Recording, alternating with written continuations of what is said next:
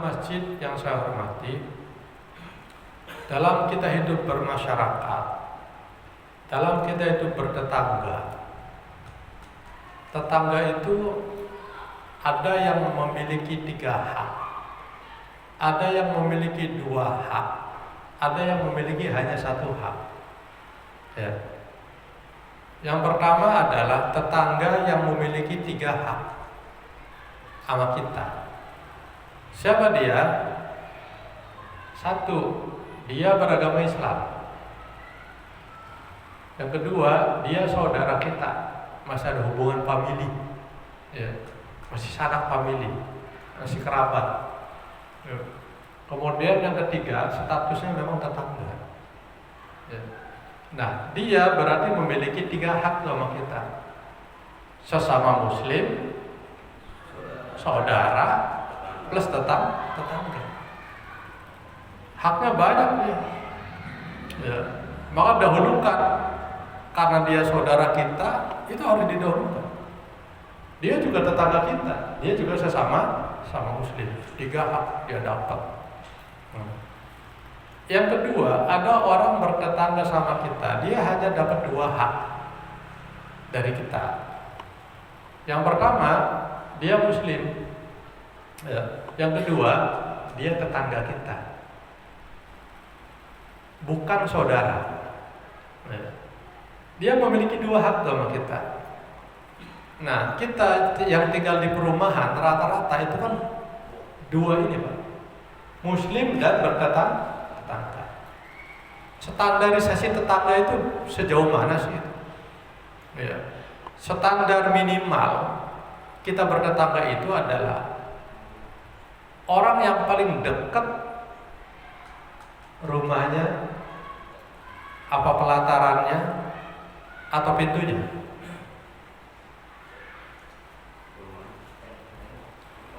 Tembok ya. Kalau kata Pak Ahmad, standarnya itu tembok. Kalau temboknya nempel, itulah tetangga yang paling dekat. Nah, kita di sini nempel semua temboknya. Berarti dekat semua dong.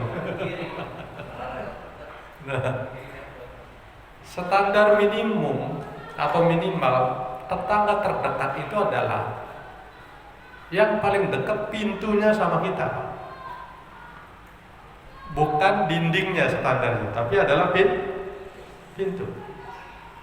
Kenapa pintu? Karena pintu itu adalah setiap kali kita keluar masuk rumah, bawa apa aja masuk pintu kan, keluar juga lewat pintu. Artinya apa? Ketika kita bawa makanan dari luar, masuk lewat pintu kan. Iya. Kelihatan nggak pada tetangga? Kelihatan. Tetangga bawa dedak, bawa makan ayam, ya rambutan lah.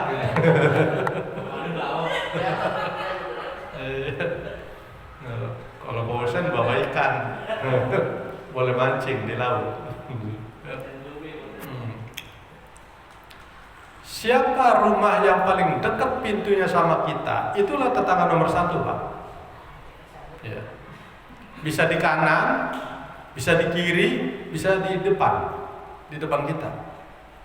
Tinggal diukur aja berapa meter kalau ke kanan, berapa meter kalau ke kiri dari pintu itu, dan berapa meter kalau ke depan.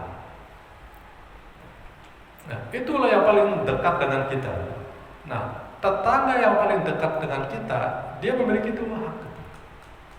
Muslim dan juga tetangga. Apapun yang kita punya, apapun yang kita miliki, kalau kita mau berbagi, dahulukan dia.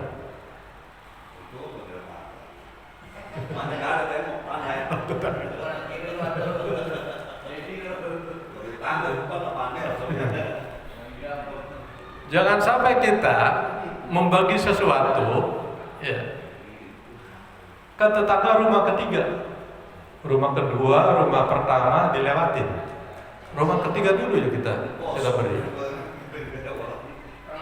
Itu kalau sampai begini, Pak, sakitnya tuh di sini.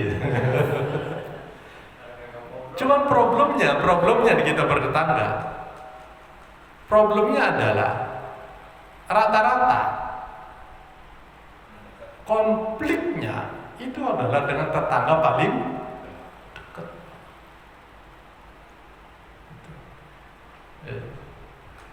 Mudah-mudahan di sini nggak ada. Paling ada ya 1, 2, 3, dan seterusnya.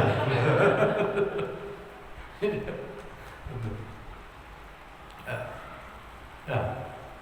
Ketika kita bertetangga dengan cara seperti itu subhanallah jadi nikmat. Itu standar minimum jarak terdekat adalah pintu.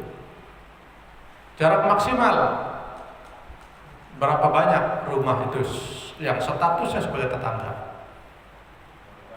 Ke kanan 40 rumah, ke kiri 40 rumah, ke depan 40 rumah, ke belakang 40 rumah.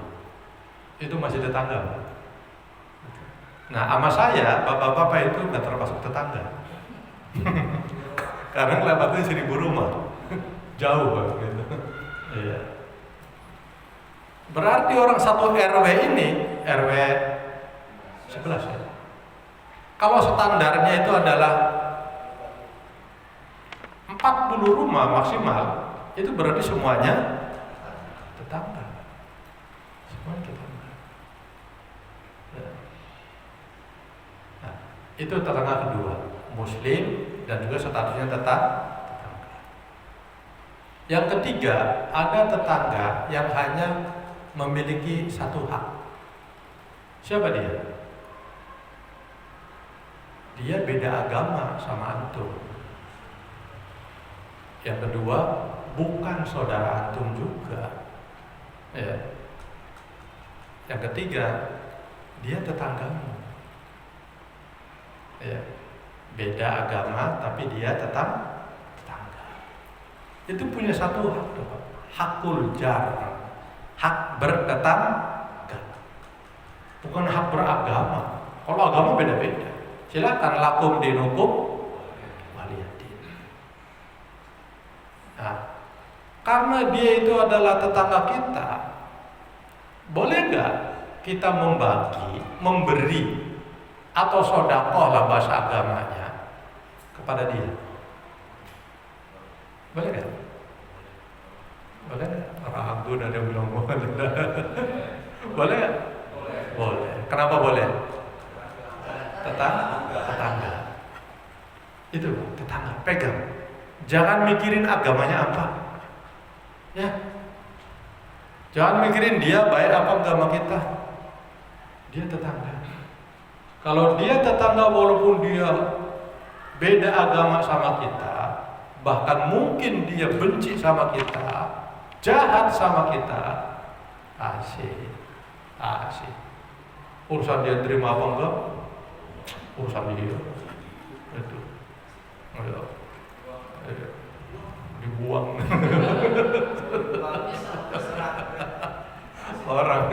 orang kalau udah benci jangan lihat makanannya, lihat sandalnya aja, sandal dia itu. Udah sebel bener, baru lihat sendal itu. Ya, kalau itu penyakit hati, bisa jadi karena iri, hasud, iri dengki. Maka orang irian itu rata-rata jelek, Pak. Orang irian bagus apa enggak?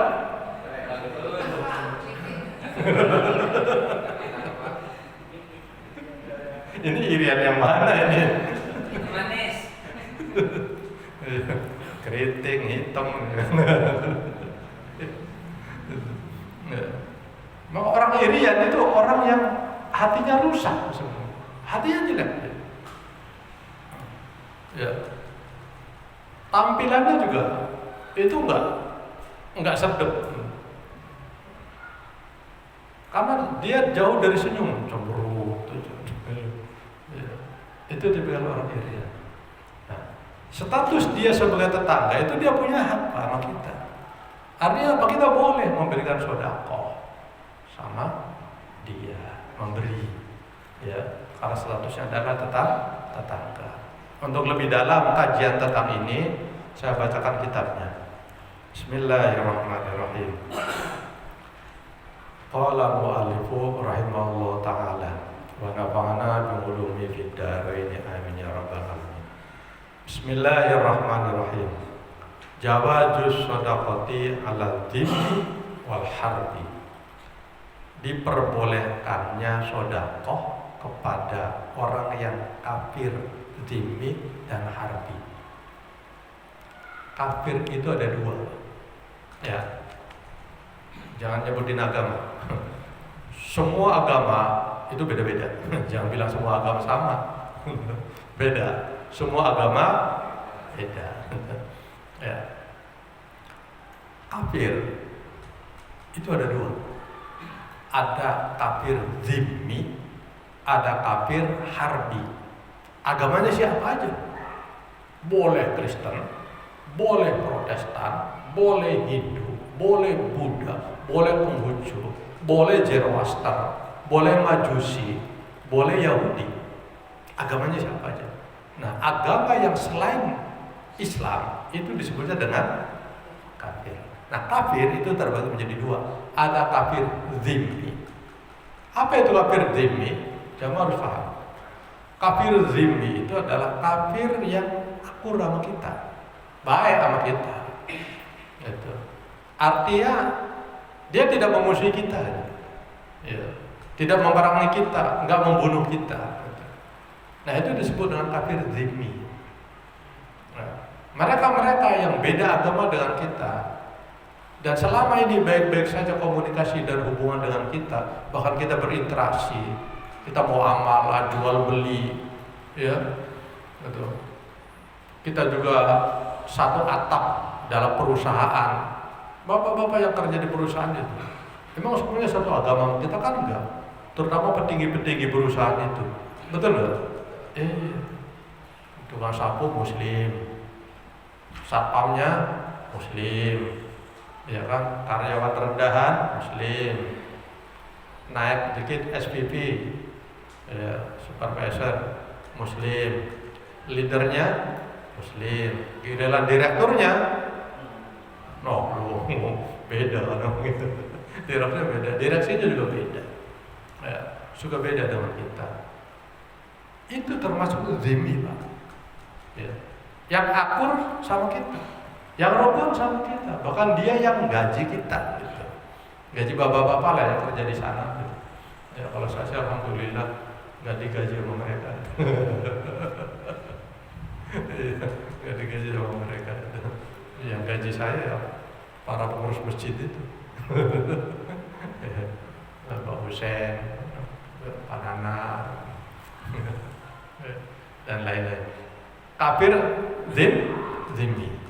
Yang kedua ada kafir harbi. Apa itu?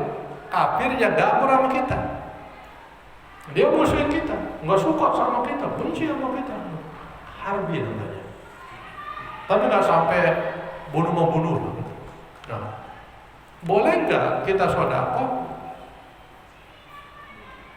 memberi infak ataupun memberi hadiah kepada mereka baik yang dhimmi maupun harbi? Ternyata jamaah di dalam kitab ini itu diperbolehkan memberi sedekah kepada mereka. Tajujus shadaqatu 'alal dhimmi wal harbi. Ini bunyi kitabnya. Diperbolehkan memberikan sedekah kepada kafir dhimmi dan harbi.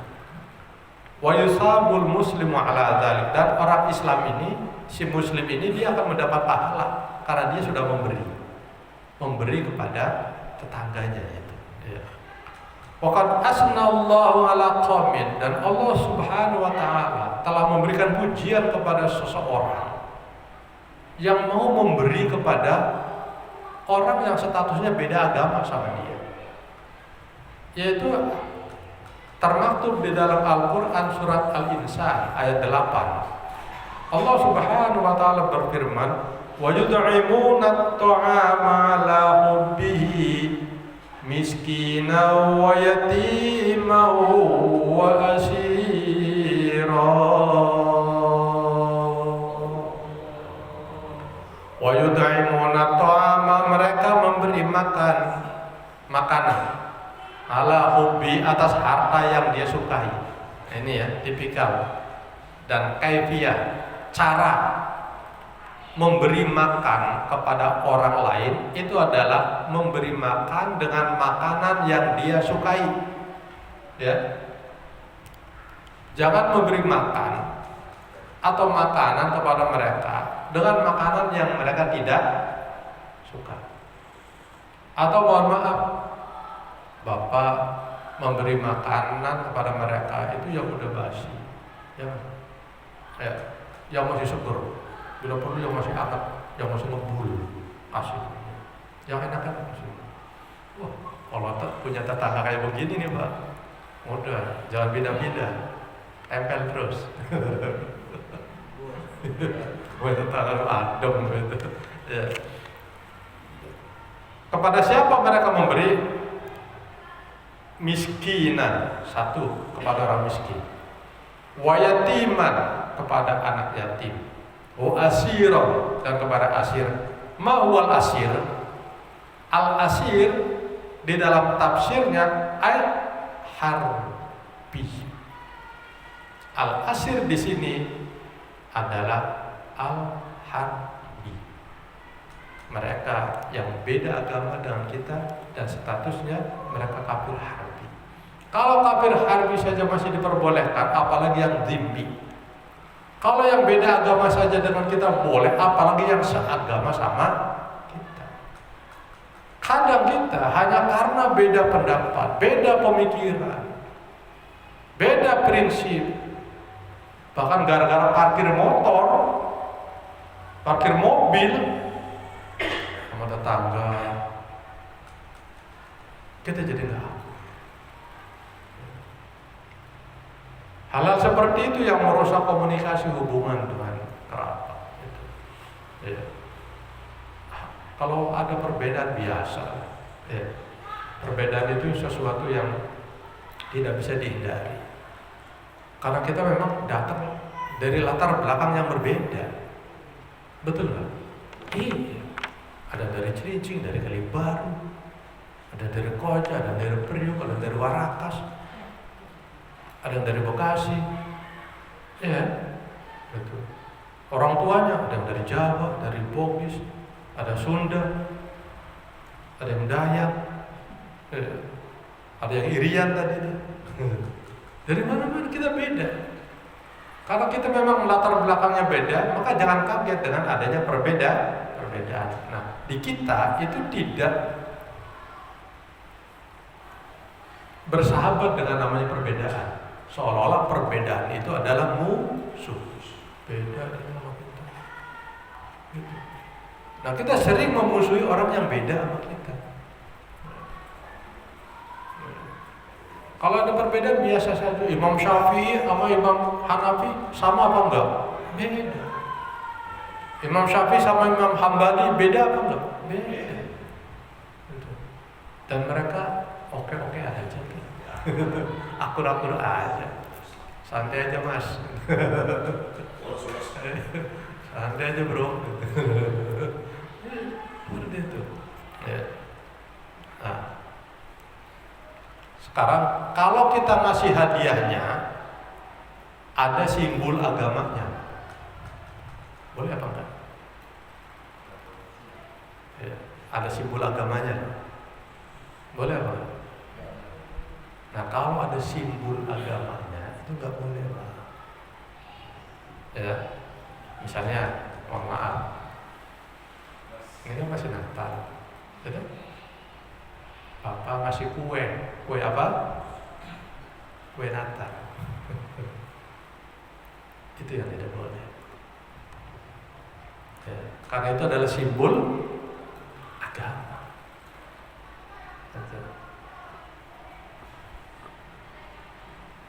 Atau Bapak ngirimin pohon, bukan pohon jambu, bukan pohon mangga, tapi pohon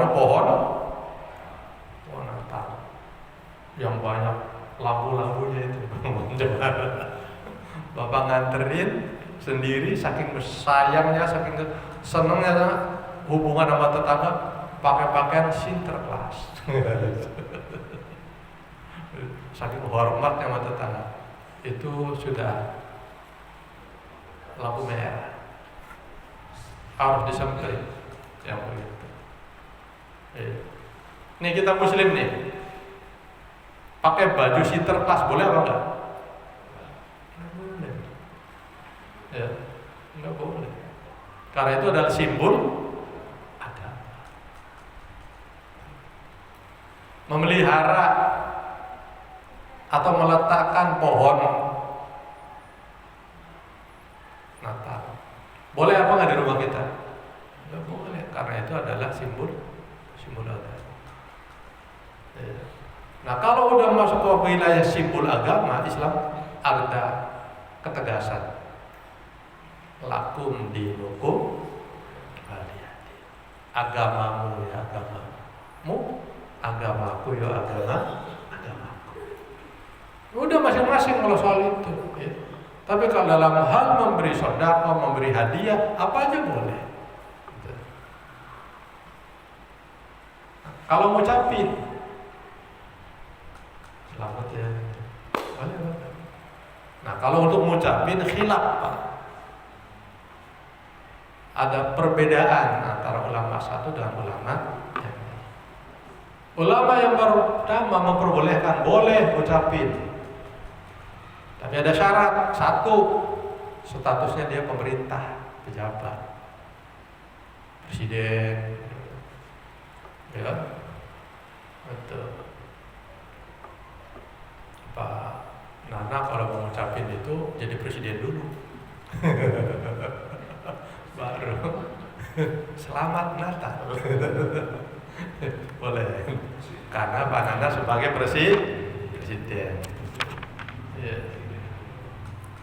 Turun jabatannya di bawah presiden, gubernur, boleh. Pak Mustafa jadi gubernur,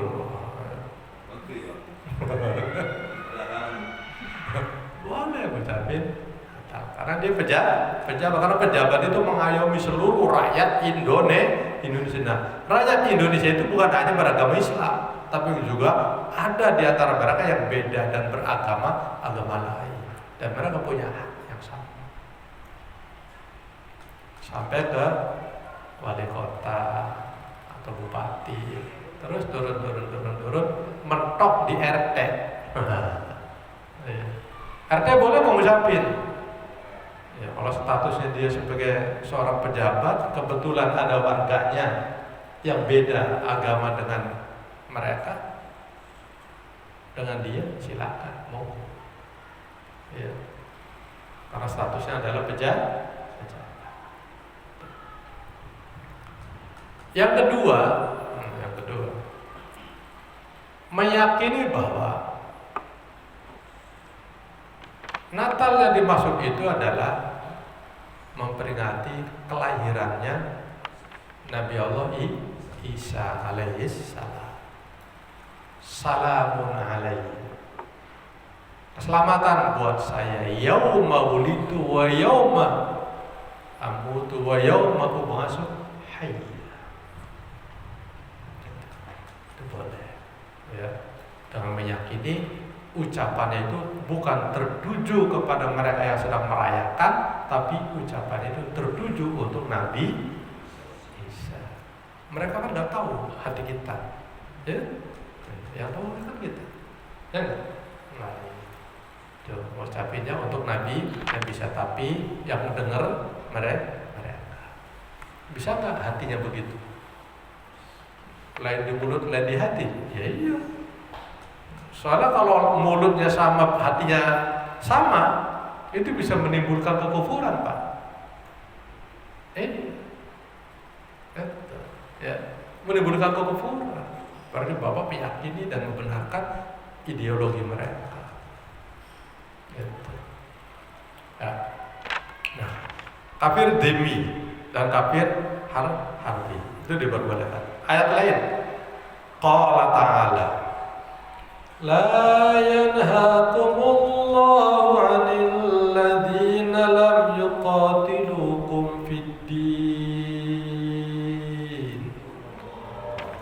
wa lam yukhrijukum min diyarikum an tabarruhum wa tuqsitu ilaihi innallaha yuhibbul muqsitin.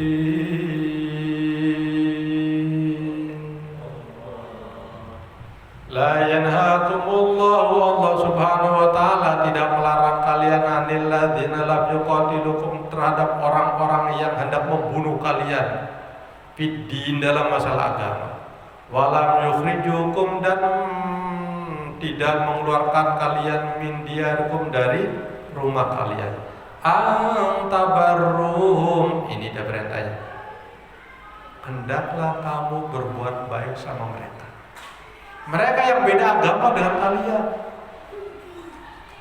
beda akidah dengan kalian, asalkan mereka tidak mengusirmu dari rumahmu dan hendak tidak membunuhmu, nggak apa-apa, baikin, kasih aja, teruslah berbuat baik selagi mereka tidak mengusir kamu dari rumahmu. Kalau mereka berani mengusir kamu dari rumahmu, kata Allah, kamu wajib hukumnya melawan.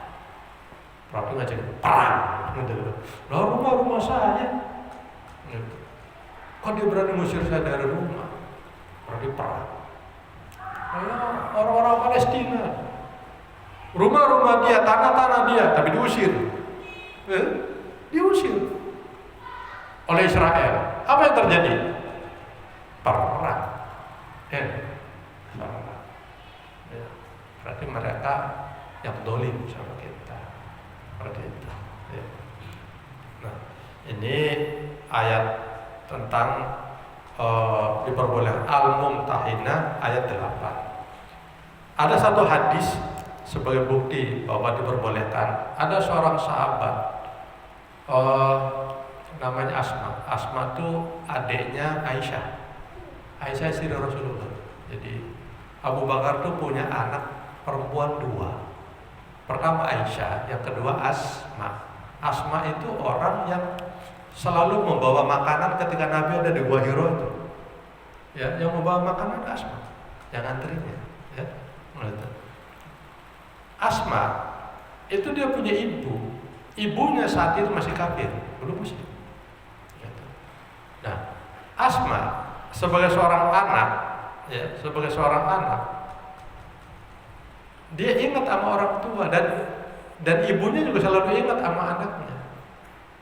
Tapi dia ragu, boleh nggak melakukan kebaikan, ngirimin sesuatu karena kecintaannya kepada ibu, sayang sama ibu.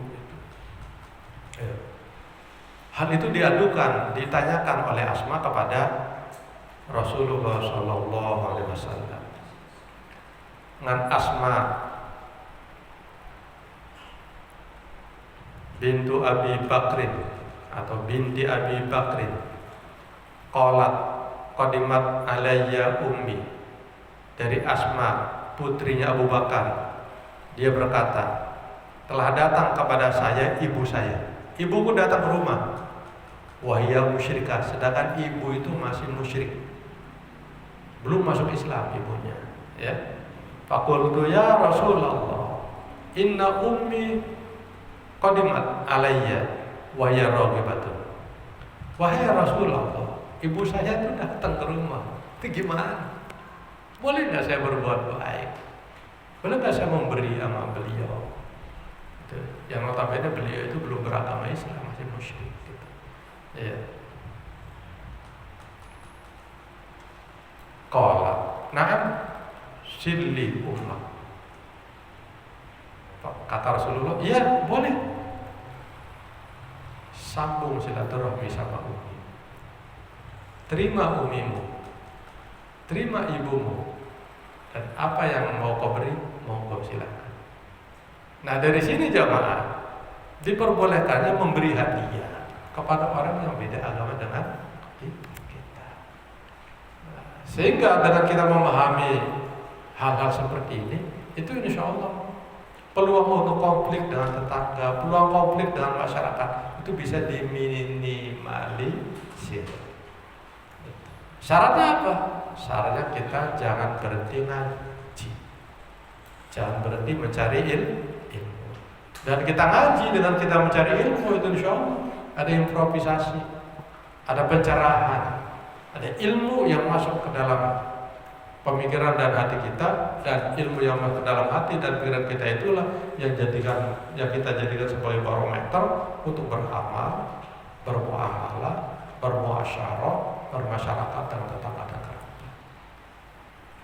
Baik, hadirin jamaah Masjid Nurul Karamah yang saya hormati, inilah Islam, agama yang rahmatan lil alamin. Kepada orang yang beda agama pun kita tetap diperbolehkan